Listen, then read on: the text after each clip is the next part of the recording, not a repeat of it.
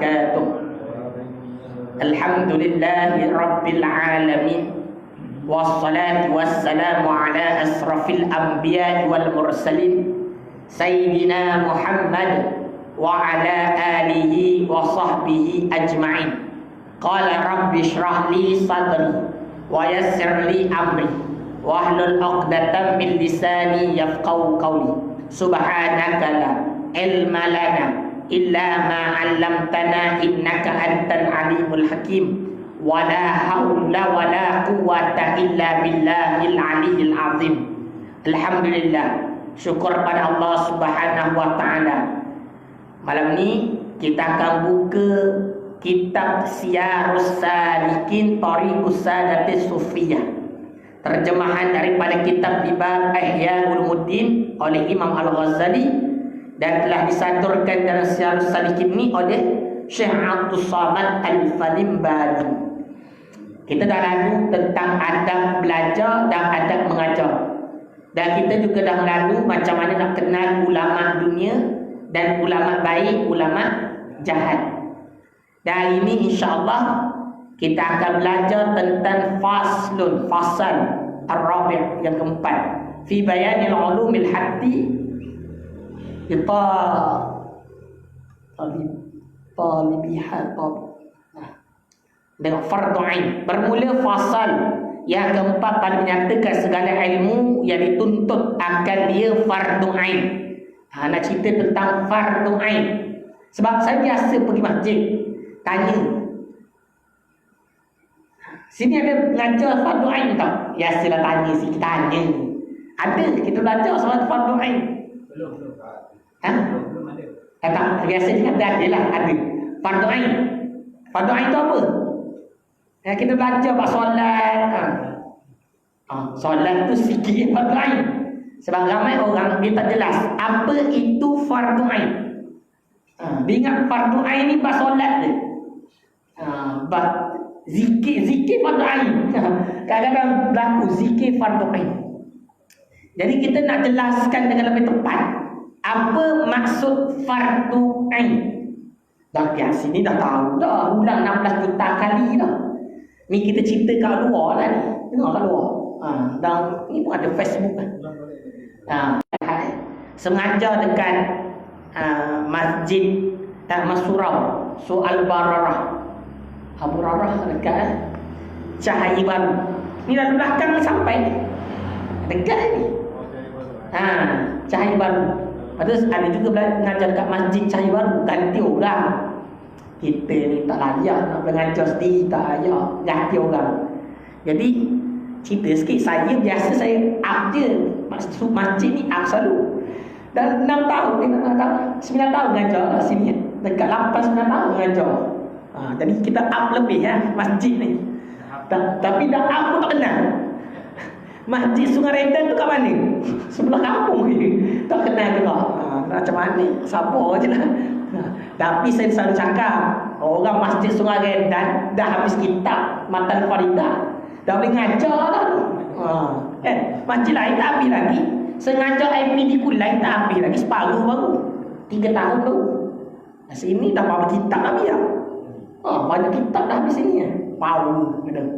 Ini dah boleh kiai-kiai semua ni. Yelah memang power lah. Ini dah boleh jemputan semua, boleh nak mengajar insya-Allah. Jadi kita up lebih ya. Kita up memang lebih kat sini. Tapi itulah tak kenal. Tak apalah, saya kata datanglah. Saya selalu jemput sebab yang lain tu jemputan je. Yang betul-betul sengaja 2-3 tempat je. Masjid Sungai Redang, IPD Kulai dengan Al-Barah tu pun 11 kali. Dan saya baru ngajar dekat Masjid Perumahan Kulai. Itu 11 kali juga. Baru buka kitab. Tak buka pun lagi. Buka depan tu dah 3 jam dah habis. Biasa. Nak bagi kenal dulu akidah yang betul. Saya biasa jemput akidah dulu. Yang tu, itu pun Masjid Abu Nawarah pun kita ganti dalam 4-5-6 kali juga dah. Tu pun tekan akidah lagi. Tanya dengan ngajar tauhid? Ada. Memang banyaklah masjid surau kurang tauhid. Ada yang ngajar tauhid tapi dia tak sebenarnya ngajar tauhid. Dia buka kitab tauhid, tapi saya tanya apa penekanan pembelajaran tu. Dia kata ustaz macam dia tak sentuh ilmu tauhid, dia buka kitab Risalah Tauhid tapi lebih pada zikir. Saya confused juga. Sebab dalam Risalah Tauhid tak ada bab zikir sangat. Cuma biasa mungkin dia ke arah tu. Mungkin kita tengok pada tok guru.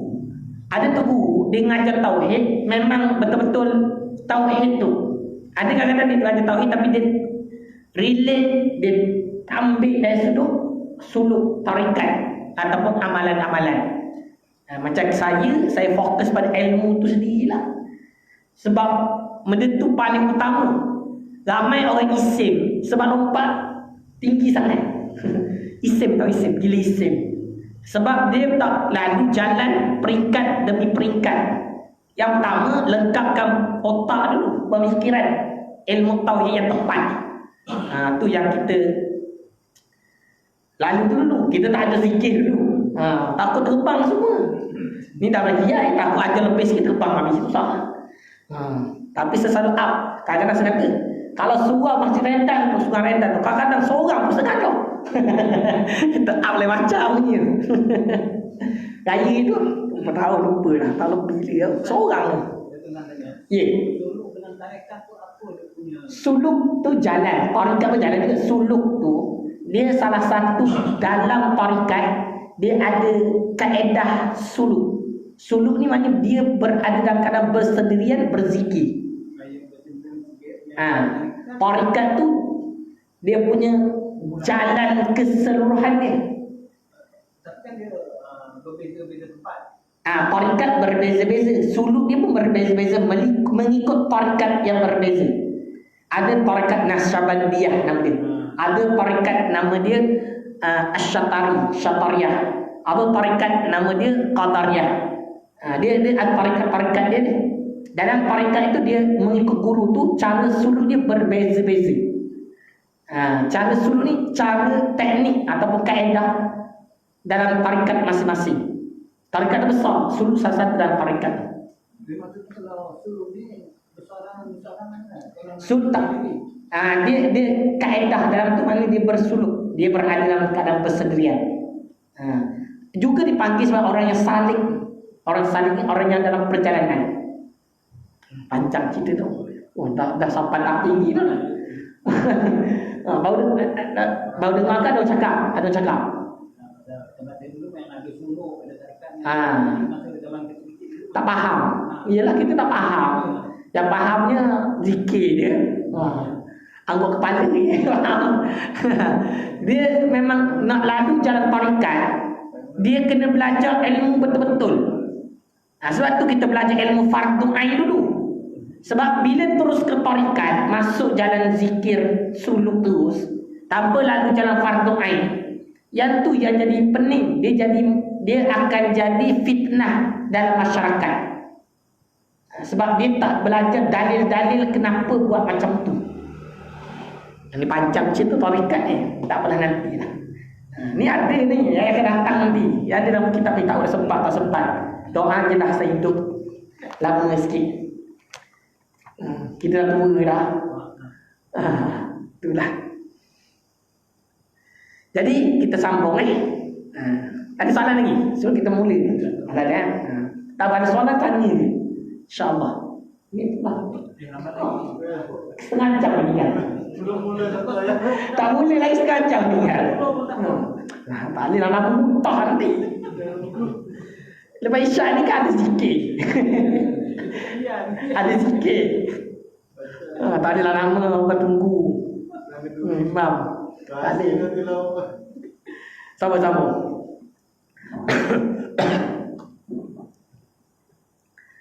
Bermula fasal yang keempat pada menyatakan segala ilmu yang dituntut akan dia fardu ain. Apa itu ilmu fardu ain? Ni nak baru jelas ni. Bermula ilmu yang diwajibkan fardu ain. Fardu ain itu ilmu wajib atas tiap-tiap mukallaf.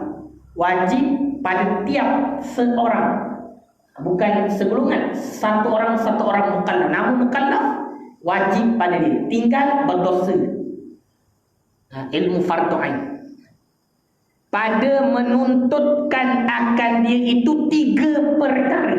Nampak? Bukan setakat di kitab sebut. 3 perkara. Pertama, ilmu tauhid.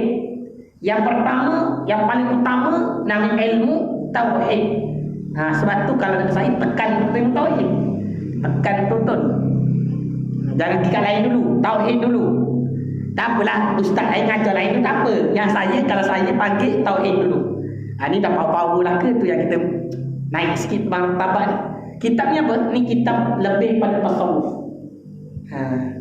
Dia lebih pada tasawuf sikit. Kita secara sedikit.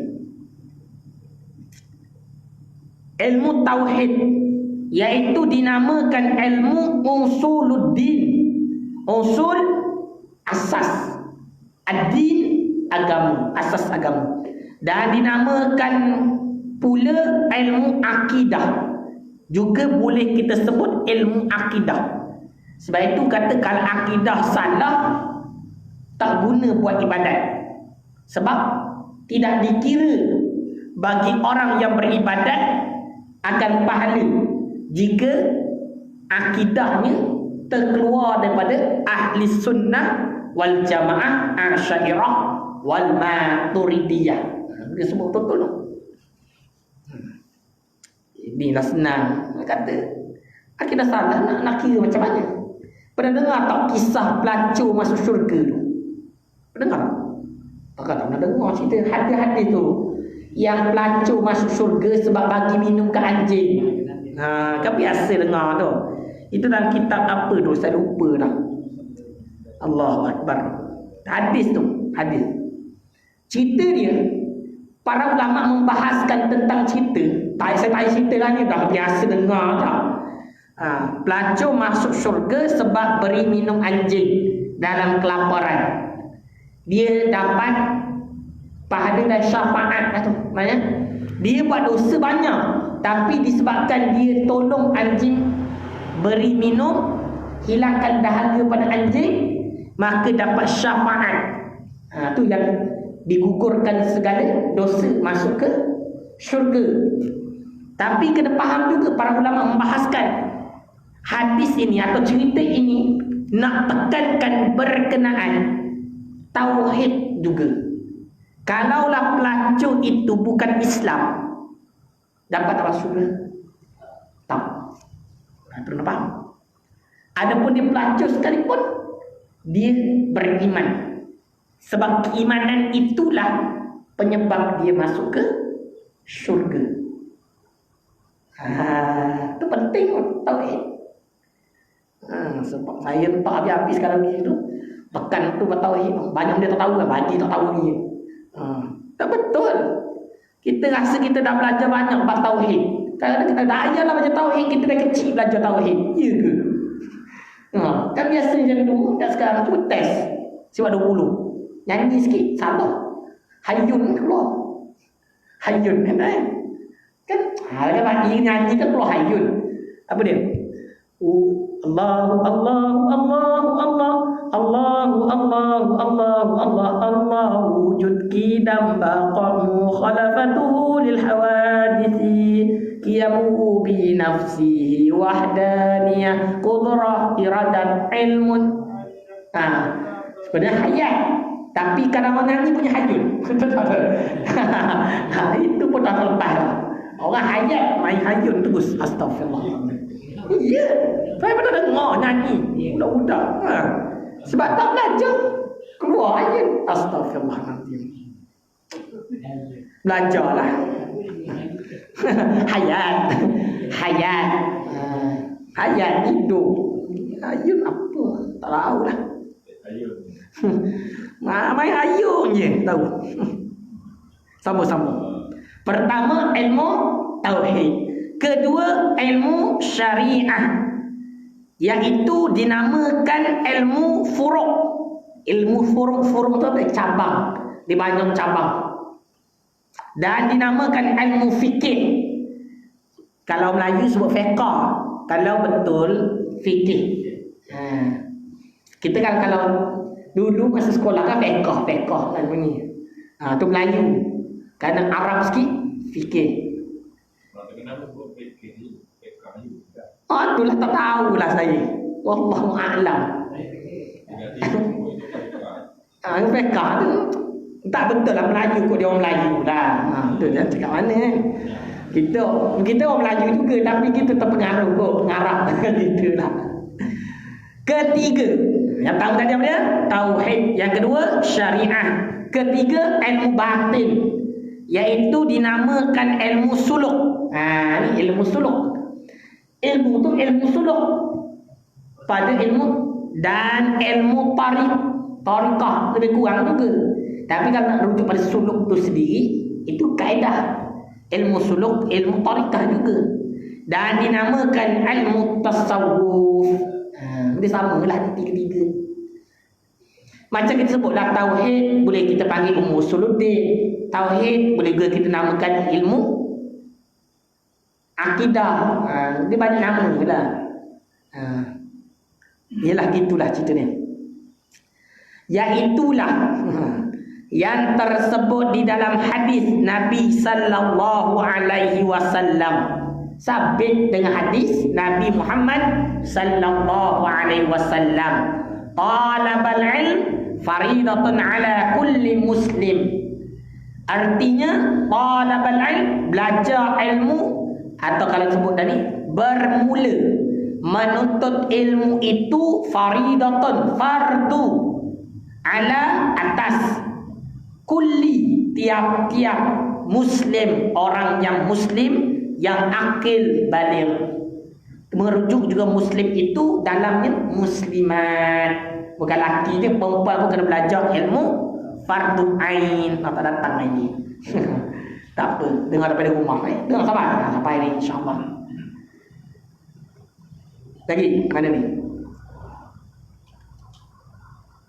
Adapun qadar yang wajib fardu ain pada menuntut ilmu tauhid itu, iaitu sekira-kira menuntut ilmu yang diketahui dengan dia akan zat Allah Ta'ala. Kita nak katakan ilmu fardu ain ni, ilmu tauhid ni besar. Kalau ulama membahaskan ilmu tauhid mendalam, kita tak capai. Tapi yang apa yang saya biasa ajar tu, yang kita belajar matan faridah tu, itu fardu ain dah. Itu pun ramai tak lepas nak cerita kat dalam. Saya pun tak pandai. Tapi nak ceritanya, itulah kita belajar tu. Benda yang tu pun kan dapat. Qadar tak lepas lagi. Itu yang saya biasa bawa ke masjid tu. Yang tu yang orang terkejutnya. Yang baik kata pada Allah, yang buruk badan pada diri sendiri tu. Macam pernah dengar tu yang saya Allahu Akbar. Sedih juga. Iyalah, tu yang sengaja lah tu. Tu yang boleh nak panggil lagi tu. Tak pernah dengar. Macam mana? Ustaz yang macam ni. Itulah macam mana. Yang cakap kuat. Dia tak kuat tu live. Baca sama-sama. Susah ni. Ada deh.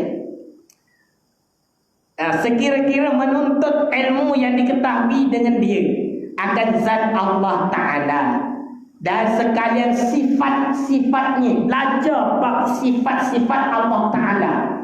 Ni ada orang zaman sekarang tengok kat TV ya, kat YouTube kata apa? Tak payah belajar sifat Allah, cukup belajar dengan nama Allah. Siapa baca ni? Baca kitab ni. Kita kena tahu Asmaul Husna dia. Itulah akidah menjurus kepada Mu'tazilah. Kita kena tahu sifat-sifat Allah juga. Sifat 20 itu kena pegang dalam hati sungguh-sungguh. Kalau tak belajar sifat 20, malu nanti di akhirat. Betul. Sifat 20 ni, sebab itu dalam kitab apa? Akidah Nabi sebut. Tak tahu sifat mukhalafah, ikut Dajjal nanti. Biasa sebulan banyak kali lah tu.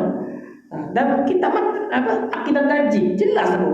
Siapa yang tidak mempelajari akan mukhalafah, tentang ilmu mukhalafah. Mukhalafatuhu ta'ala lil hawadith. Bersalahan Allah Ta'ala dengan perkara baru. Dia tak tahu Allah Ta'ala itu tak sama seperti makhluk. Dia tak dapat nak bezakan. Bukan tak beza, tak belajar. Jadi ramai orang kadang-kadang disebut ayat Al-Quran secara zahir seperti semalam pun ada tanya macam mana ayat Ar-Rahman ala arsyis istawa. Ar-Rahman yakni Allah ala atas arsy istawa, beristiwa, duduk. Macam mana ayat tu? Mungkin nak test kot saya kot, berapa malam lah. Dan betul tak kita kot. Tapi saya kata tu ayat itu jangan dirujuk pada terjemah. Ayat itu perlu dirujuk pada tafsir Al-Quran yang muktabar. Tafsir Al-Quran tak muktabar ada juga. Sebut tafsir Al-Quran tapi tak muktabar. Jadi macam mana cerita dia? Rujuk pada tafsir dan perlu pada guru yang membimbing. Kena faham ayat itu bukan menunjukkan Allah itu duduk atas arasy. Siapa yang mensabitkan Allah duduk atas arasy, maka dia dosa besar sebab tak belajar. Tapi jika diajar menolak dia, maka boleh jatuh kufur. Sebab menafikan perkara yang ijma'. Ijma' mengatakan Allah Ta'ala tidak bertempat. Mana boleh duduk atas? Atas dah sudut atau tempat. Jadi itu kalau kata dah atas lagi, dah menyalahi ijma'. Jadi macam mana? Rujuk pada perkataan khalaf. Itu ulama khalaf kata apa? Nak cepat faham, nak jelas faham, takwilkan ia, iaitu Allah menguasai arasy. Kenapa cerita? Tak cerita panjang-panjang, jelas je, tepat. Kan? Kadang macam tak faham lagi kita tu. Ada tak faham lagi, kita cakap ni tak faham lagi tu. Satu je bukan tak faham, tak nak faham. Dia betul tak? Saya minat benda-benda ni. Mudah lupa lah Ustaz. Mudah lupa je. Ustaz cakap lagi baru ingat balik. Yelah biasalah, memang kita ulang lah. Ya, bahasa ulang. Macam tafsir dengan apa tadi satu lagi? Terjemah. Oh, beza. Tafsir terjemah beza dia. Terjemaah dengan tafsir. Kurang dia punya bunyi dia. Terjemah, ambil ayat Al-Quran terus diterjemahkan dengan ayat tu. Tafsir menilai kembali terjemahan tersebut mengikut apa yang dipahami oleh ahli sunnah wal jamaah. Jadi contoh, sebab orang pening, sebab orang panggil tafsir pimpinan Ar-Rahman. Itu kalau tengok, kita buka, itu bukan tafsir sebenarnya, itu terjemah. Ayat terus diterjemahkan. Dia tak ditafsirkan. Tafsirnya, ayat terjemah itu diberikan kefahaman yang lebih tepat mengikut akidah yang betul. Dia mesti lebih lah, cerita dia tu mesti lebih detail, lebih. Tapi yang ada jelas terang nyata ada. Sebab Al-Quran ada dua jenis ayat. Satu ayat muhkamat, satunya nama mutasyabihat. Satu ayat yang jelas terang nyata, satu ayat yang sama-sama. Sebab apa sama-sama? Sebab berlaku dalamnya dua perkara, yang itu ada ayat hakikat, ada ayat zahir. Kadang-kadang bila kita tak faham, kita pasang ayat hakikat pada zahir, kita pasang zahir pada hakikat. Tu yang jadi pening. Akhirnya buat terjemahan sendiri. Laju sangat dia cakap, tak ada faham dah dah. Gitu. Banyak yang ingat tapi tak masuk. Tak apa, tulis. Kena tulis. Tak tulis memang kita susah sikit. Tak apa hafal. Kita ulang lagi, ulang. Tak apa. Dia dah 6 juta kali ulang dah rasa. Tak sampai 4 juta, tak sampai 6 juta lagi. Rasa macam dah banyak lah. Yelah banyak orang lain, banyak juga kita ulang benda ni je. Tak ada apa. Kita nak cari apa lagi? Kan kita jangan berulang lagi benda tu. Biar masuk dalam hati sungguh-sungguh. Biar sampai kita boleh cakap ke orang. Tengok orang buka terjemah. Kan orang buka terjemah. Padahal dia orang kata tadabbur. Kan pernah dengar? Kan biasa kat sekolah tadabbur kan. Apa maksud tadabbur? Orang tak faham. Dia ingat tadabbur tu buka terjemah ke Al-Quran, baca Al-Quran, baca terjemah. Terjemah tu ditadabbur. Bukan. Orang tak faham. Tadabbur ialah merenung atau mengambil ibarah kitab itu menggunakan tafsir. Bukan terjemah juga. Tafsir juga kembali. Ini orang tadabbur. Kita bukan nak terjemah. Kita bukan mufassirin. Tapi kita tadabbur. Nak tadabbur tu dia tafsir lah. Ini kenapa siapa ajar? Tak baru lagi sedengar. Segi program. Saya baru pergi program. Bayar mahal RM10,000. Dia ajar begitu. Tadabbur terjemah. Dia pula rasa. Orang Masai tengok. Orang jadi orang Masai tu. Tadi ikut KL. Kita dekat KL. Saya pergi bayar RM10,000. Belajar. Tapi silap kat situ lah. Ilmu lain tu akhir betul-betul lah. Kalau bab tauhid, tak tipu saya. Dia lah, adalah benda kita tak pandai ada. Tapi benda yang biasa kita ulang tu jangan tipu lah. Jadi kita senyap je lah. Kan gaduh pula nanti. Tak ada kan? Cepat cakap. Tapi kena faham cakap kat ustaz kat sekolah tadabbur bukan baca terjemah, tapi baca tafsir. Sebab itulah saya ulang lagi benda ni. Pegang Al-Quran kena ambil wuduk tak? Pegang Al-Quran kena ambil wuduk tak? Kenalah ambil wuduk. Pernah fikir macam lambat pula fikir ambil ke tak? Kena ambil wuduk lah. Sebab pegang Al-Quran wajib ambil wuduk. Kalau pegang tanpa wuduk, hukumnya berdosa, haram, dosa. Benda haram dosa. Buka tafsir, buka terjemah. Terjemah Al-Quran sebelah, terjemah sebelah. Betul. Tu terjemahkan macam tu kan. Kena ambil wuduk tak? Dek kena ambil wuduk tak? Kena. Ya. Betul, pandai. Ni pandai. Kena ambil wuduk. Al-Quran, tafsir Al-Quran. Kena ambil wuduk tak?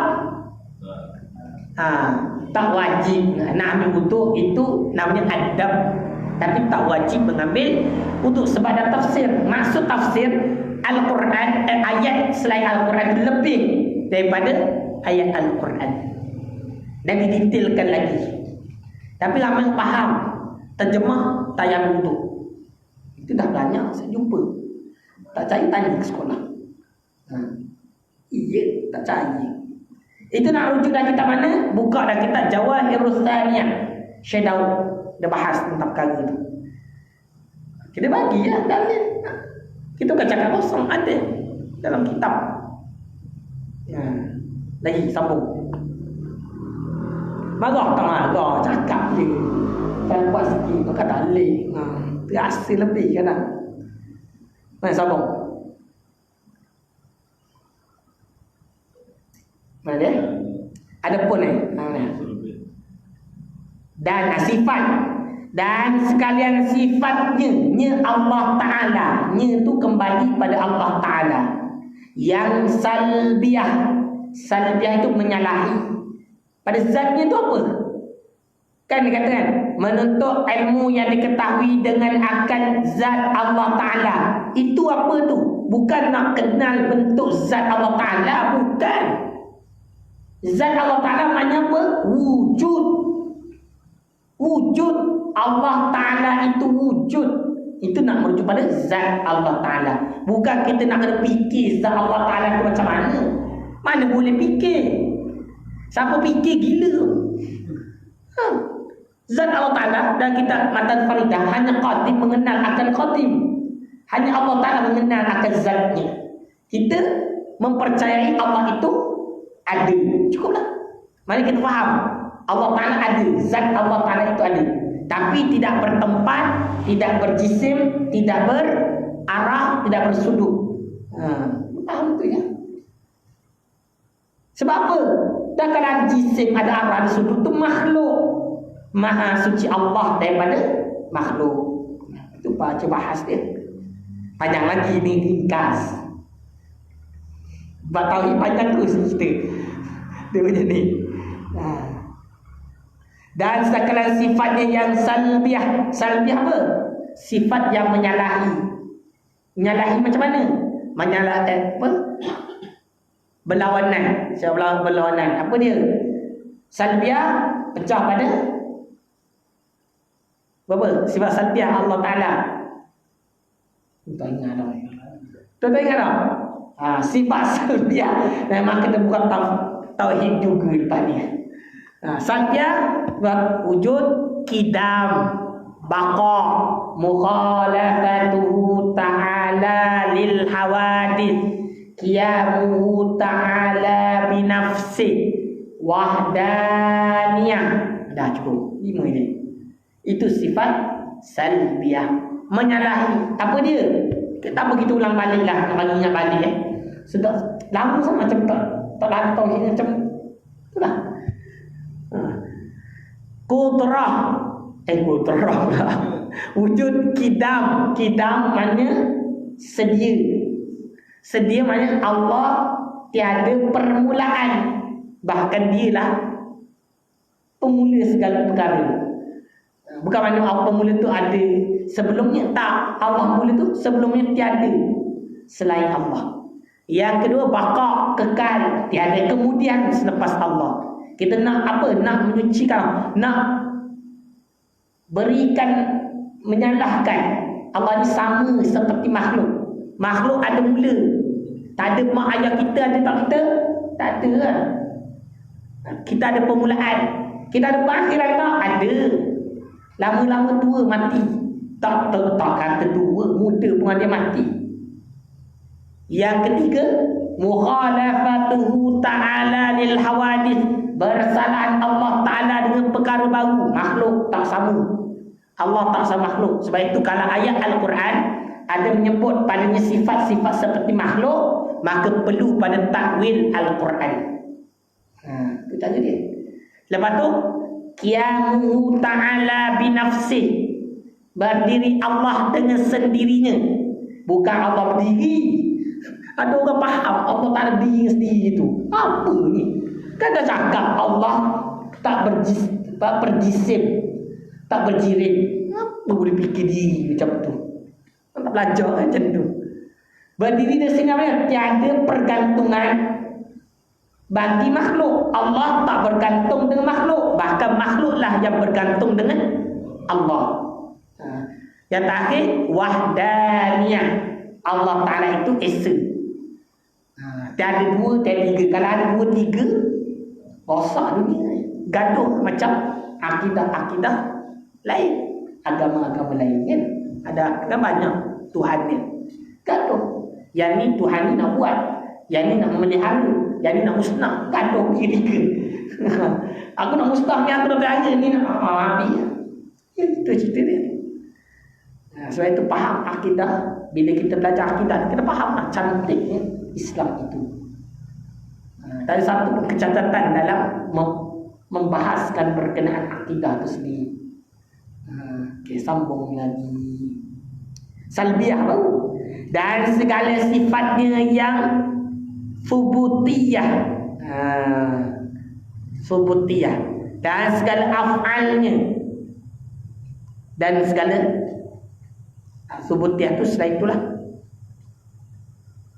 sabit, yang sabit pada zatnya. Kalau kita tengok yang kitab lain sebab apa? Ma'ani dan ma'nawiyah. Itu subutiyah.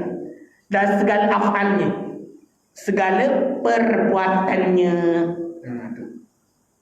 Dan demikian lagi mengetahui penghulu kita Nabi Muhammad sallallahu alaihi wasallam.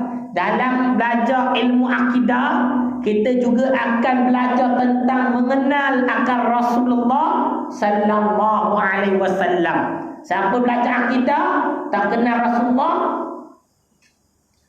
itu masalah. Sebab itu sampai tahap Dia kata kita tak payah sambut maulid Rasul. Dan tahap macam tu sebab apa? Ini tak faham tauhid. Sebab apa? Rasulullah. Sebab itulah masa kita tasyahud, mengucap 2 kalimah syahadat, kita sebut la ilaha illallah saja ke? Ada satu lagi, Muhammadur Rasulullah. Ada 2. Macam mana cerita tu? Cinta pada Allah bermakna kita kena cinta pada Rasulullah. Cinta pada Rasulullah bermakna kita cinta pada Allah. Sebab apa? Apa yang dibawa oleh Rasulullah, itulah yang diwahyukan oleh Allah SWT. Ini panjang cerita ni, terhentilah. Dan mengetahui segala Rasul alaihimus salatu wassalam, dan belajar juga tentang sifat-sifat Rasul. Sebab apa? Ada orang tak belajar sifat Rasul, dia akan sampai keluar pada mulutnya mensabitkan kelemahan pada Rasul itu sendiri. Contoh, kata Nabi Ayub sakit kulit sampai orang tinggalkan dia, anak isteri lari pada dia. Dengar, sampai keluar ulat. Itulah akibat tak belajar ilmu tauhid yang betul. Betul tak cerita tu? Betul tak betul? Cerita tu betul. Betul?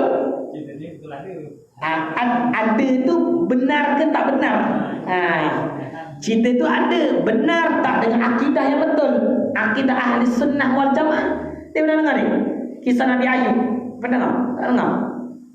Nabi Ayub sakit kulit, kan? Sakit kulit sampai keluar ulat. Pernah dengar? Yang tu kita diajar kan, sampai keluar ulat ni. Sampai orang Nak bunuh pun tak. Nak bunuh ulat pun tak. Tak banyak nak sampai tahap nak kata baik ni Nabi Ayub tu. Tak bunuh ulat kan, letak balik kan. Tak macam tu cerita dia tu. Betul tak cerita tu? Itu kisah Israiliyat. Itu kisah Israiliyat. Ahli sunnah wal jamaah tak berpegang macam tu. Nabi Ayub memang sakit kulit, tapi sakit kulit dia taklah sampai menyebabkan orang geli dengan Nabi Ayub. Sebab kalau orang geli pada dia, macam mana dia nak menyampaikan dakwah? Macam mana dia nak sampaikan sifat dia, iaitu tabligh, menyampaikan? Nampak tak? Jadi, dan satu lagi, kita akan belajar tentang sifat harus bagi Rasul, ialah satu sifat yang sama seperti manusia, tetapi tidaklah ia sampai menyebabkan dia ini jatuh maruah dia. Tadi ada orang sampai cerita apa? Nabi Yunus tak yang kena telan ikan tu Nabi Yunus Nabi Yunus Sebab apa? Nabi Yunus patahan dengan umat dia, lalu lari berasa hati. Dia rasa berasa hati umat dia. Dia ada lah cerita dulu. Lalu Allah Ta'ala tegur dia kan atas kesalahan dia. Kesalahan. Macam mana cerita dia? Nantilah cerita kemudian. Panjang cerita dia. Nak cerita tak ada? Boleh ya? Tak habis nak kitab ni.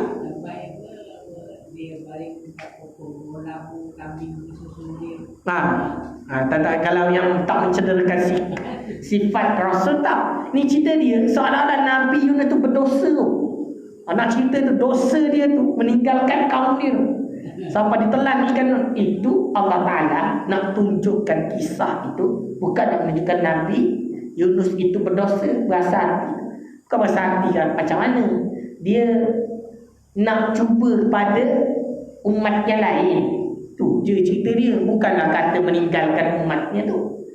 Sebab meninggalkan umat maknanya terbatal pada satu sifat dia, iaitu menyampaikan juga. Kadang kita dengar macam kita fikir tu lah. Pikir je lah. Itulah cerita dia. Banyak lagi cerita lain. Tak apalah. Nanti kita lalu satu persatu nanti. Tapi jangan kita belajar sampai mensabitkan benda buruk lah pada Nabi dan Rasul. Sebab tu belajar tauhid. Tolong belajar tauhid. Mulut kita bukan boleh jaga. Tak ada insurans, tak ada ilmu. Insurans mulut apa dia? ilmu. Tak beli ilmu tak ada insurans. Itu yang cakap lepas. Kau buat lawak macam-macam haji lawak, main agama. Lagi yang akhir kemudian ni lagi membab agama tu di. Nak kata nak bercakap agama lah. Andai dibajek dia tu nak cakap agama lah, tapi apa yang cakap tu bertentangan. Dilawakan mana boleh. Sebab tu dia kena belajar sifat secara salikin ni. Kan sikap kitab saya kena cakap yang keenam ni kan, jangan bergurau-gurau dan bermain-main pada himpunan orang banyak. Cara mengajar boleh main-main. Kalau ustaz pun lawak tak sekarang. Tak makan je lawak pas. Tengok. Saya tengok lagi. Ada astro tengok aja. Tengok. Saya lepas kita ambil moral. Dia punya ada tengok. Kalau tak tengok bagus. Kita buat modal. Tak faham apa. Kita tak buat modal. Tapi kalau tak tahu ni, belajar kitab dulu lah.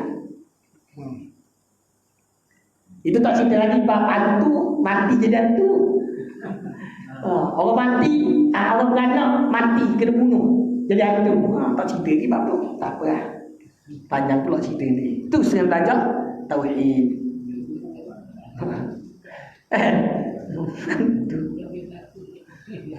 Banyak cerita hantu. Kalau ada tadi, ada sambungan dengan dia. Dan mana kanan alaihimussalatu wassalam, dan mengetahui akan yang didatangkan oleh mereka itu, tahu apa yang dibawa oleh Nabi dan Rasul. Apa yang dibawa oleh Rasul? Akidah, syariat, dan juga tasawuf, akhlak dia, itu yang dibawa oleh Nabi dan Rasul. Tapi utamanya akidah, iaitu mengesakan Allah Ta'ala dan beriman akan dia, seperti yang lagi akan datang bicaranya ilmu tauhid. Nanti kita lalu untuk ilmu tauhid nanti, insyaAllah. Dan ilmu usuluddin dan ilmu aqaid itu di dalam kitab ini, insyaallah ta'ala. Kita akan belajar ni sabar dulu, dia kata sabar dulu. Sikit-sikit dulu, bagi dulu contoh. InsyaAllah akan ada nanti. Adanya memadalah fardu ain itu, mengetahui ilmu tauhid yang di dalam kitab ini. Nanti kita ada apa yang kita ambil. Dan yang di dalam Ihya Ulumuddin, sama juga dalam kitab Matan Faridah. Itulah fardu ain, itulah kita belajar. Mana kita belajar lebih? Tambah sikit lah. Contoh Imam Mahdi, kalau kita tak belajar pun tak berdosa. Faham tak? Sebab itu bukan maklum bidarurah. Dah cukup, nak sambung sikit-sikit ya. Okay. Sebab saya terpengaruh dengan surau lain, kan surau masjid lain. Dia berhenti dulu azan ni macam lambat pula rasa kan. Tunggu je lah. Surau macam sengaja kat Pasir Gudang semua macam tu. Dia berhenti azan dulu. Pasir Gudang tu dia. Yelah, kita kat sini je lain macam. Oh, dah bertinggi dah ni. Oh, ni ketinggi. Oh, berapa bertinggi. Patut ada lain macam sikit lah. Kita sampai bertinggi dah punya. Sama-sama mana ni? Adapun menghasilkan yang lebih daripada demikian itu, seperti menguraikan, seperti menguraikan dalil. Sebab itu kalau sengaja, mana ambil ayat Al-Quran banyak sangat kan? Biasa tengok kalau mata faridah tu macam tak baca je ayat Al-Quran. Tak, sebab itu saya tak faham zaman sekarang. Ni cerita sini habis sini ni. Cerita sini habis sini juga. Takkan tengok sebab saya cerita sini lah, cerita sini habis sini. Saya pernah pergi dulu masa muda-muda dulu lah. Malu nak cerita, saya cerita dia lah. pernah pergi apa bagi interview macam dai, sebab dipanggil saya kan, dulu kan cerita kan, pergi dai, saya tak dapat tu antaranya lah sebab tak baca ayat Al-Quran. Kita bagi kitab je, dia nak suruh baca ayat Al-Quran, memang wajib. Tak baca Al-Quran, saya kata kalau baca Al-Quran tu wajib tafsir. Kan 3 jam pula saya cabut kat situ. Itu yang saya tak apa lah. Kita faham tak nak macam tu. Faham tak nak macam tu. Sebab baca Al-Quran mesti baca tafsir, tak ada baca terjemah saja. Malaikat memang telah ada dalam kitab, ayat Al-Quran tu telah dihuraikan dalam kitab tu. Itu cerita lain. Betul? Memang dulu salah cara dia langsung kita. Al-Quran tafsirkan yang view yang sudah ada dai itu kan. Bisa cara dia memang begitu. Tapi dia terjemah aja. Tafsir panjang. Contoh yang baru-baru kita tengok yang dulu kat dia kata Allah mengikut sangkaan hamba ni. Itu dia ayat dia punya matan Arab saya lupa dah. Lama dengan kan hadis. Dah ada. Lepas tu terus bahas Allah mengikut sangkaan hambanya, bermakna, atau bermakna terus, bukan ambil tafsir. Bermakna Allah mengikut sangkaan kita, apa kita sangka itulah akan berlaku. Habis. Kita tak cari tengok. Itu lain macam tu. Itu je 18 faham? Tak, bukan ini. Nampak tak? Cara didikan tarbiyah tu dah lari pada kitab. Yang saya kata tak sedap tu. Kalau guna kaedah kitab betul, para ulama, jalan para ulama yang betul, saya rasa terselamat golongan-golongan ustaz. Dia kata tak kelas tak ramai. Hari satu tak kelas pula, malu pula kita. Tak apalah, banyak malas pandang pula kita. Okey, sikit lagi ni, kan tak balik nanti. Kita habiskan sampai sini Menghuraikan dalil. Nak cerita dia, tak perlu sampai menghuraikan dalil, cukup dengan kefahaman yang tepat daripada pegangan ahli sunnah wal jamaah. Tak perlu sampai nak hurai dalil-dalil, ada dalil akli dan nakli tu tak payah. Tapi kalau dalil akli tu kena faham juga. Contoh, Allah Ta'ala itu berkehendak, lawannya Allah Ta'ala terpaksa atau tergagah. Dalil akli dia ialah jika Allah Ta'ala itu terpaksa, maka terbatallah sifat berkehendak Allah. Sebab apa? Terpaksa mengikut, mana boleh ada kehendak. Hilanglah sifat kehendak. Siapa yang mensabitkan Allah Ta'ala terpaksa, maka dia boleh jatuh kufur. Kena belajar, itu dalil juga, tapi dalil akli yang jelas terang nyata, kena belajar itu. Sebab sampai tahap ada orang cakap doa Allah ikut doa kita. Kan memang ada, ud'uni istajib lakum, doalah pada aku maka aku kabulkan. Tapi kena faham, itu janji Allah, bukan kita paksa Allah terima doa kita. Bukan wajib bagi Allah menerima doa kita. Kalau Allah tak kabulkan sekalipun, itu hak Allah. Allah tak mengikut akad hamba-Nya, apatah lagi mengikut sangkaan hamba-Nya. Itu kena dirujuk kembali pada kitab-kitab hadis, tafsir hadis. Jangan main pakai letak je. Sabar tu kena faham tu. Dan menolakkan akan syubhah jika didatangkan oleh orang. Itu pun kalau kita tak tahu nak ni pun. Tapi kalau sampai menggoyahkan akidah, kena belajar cerita dia. Sebab zaman ni ramai ulama lagi. Kita goyang sikit rujuk ulama. Sekarang kita goyang nak rujuk siapa? Rujuk ulama juga. Kadang peningin ulama ni mana yang betul ni. Akhirnya kembali pada kitab. Itu je cara dia.